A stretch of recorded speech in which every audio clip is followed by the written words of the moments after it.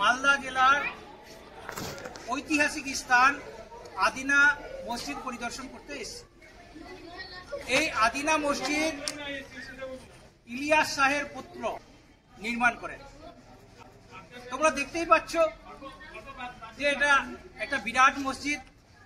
নিচের অংশটা আমরা দেখতে পাচ্ছি পাথর দিয়ে তৈরি করা হয়েছে, উপরে ইট দিয়ে তৈরি করা হয়েছে।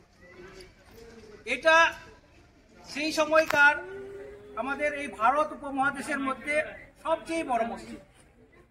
এত বড় মসজিদ যেখানে একসাথে 12,000 মানুষ নমাজ পড়তে পারত। এই মসজিদটা এখন অনেকটাই নষ্ট হয়ে গেছে, তো তবুও এর কারুকার্যগুলো দেখে আমরা বুঝতে পারছি যে সেই সময়েও এই স্থাপত্য ভাস্কর্য কত সুন্দর ছিল।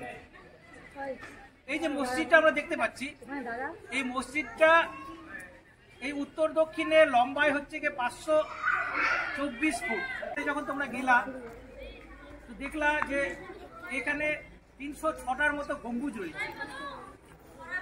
তাহলে আমরা বুঝতে পারলাম যে সেই সময়কার আমাদের এই স্থাপত্য এবং ভাস্কর্যগুলো কত উন্নত ছিল। চলো এবার আমরা সামনে এগিয়ে যাই, আবার আরেকটু আলাদা জায়গায় গিয়ে আলাদা জিনিসগুলো দেখি।